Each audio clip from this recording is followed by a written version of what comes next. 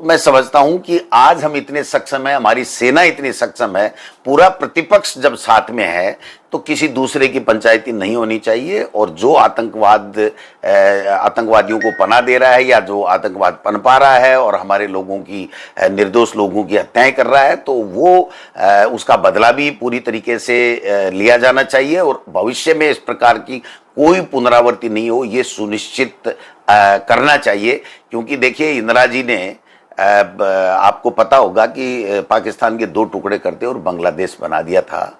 तो मैं समझता हूं कि हिंदुस्तान को कम करके कोई दुनिया में कोई भी देश अगर आंक रहा है तो वो गलती कर रहा है। हिंदुस्तान किसी भी रूप में कम नहीं है।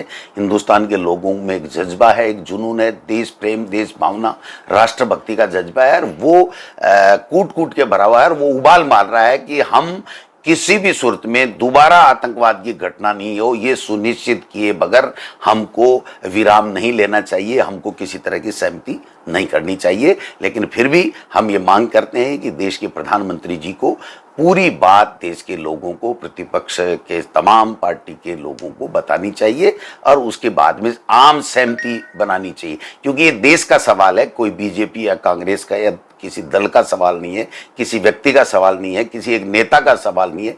ये देश के लोगों का सवाल है, राष्ट्र का सवाल और सम्मान है। इसलिए इसके साथ किसी तरह का कोई समझौता नहीं होना चाहिए। सरकार को अब जो है उल्लंघन करने के बाद में सीज फायर का अब क्या कदम उठाने चाहिए?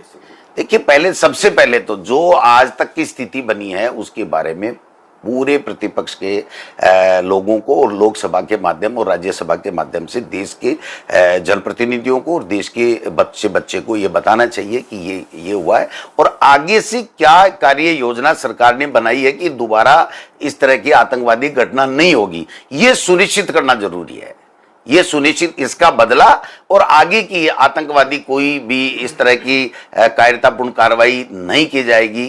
हमारे हिंदुस्तानी का एक का भी निर्दोष का खून नहीं बहेगा। ये सुनिश्चित आज देश का आम नागरिक चाहता है।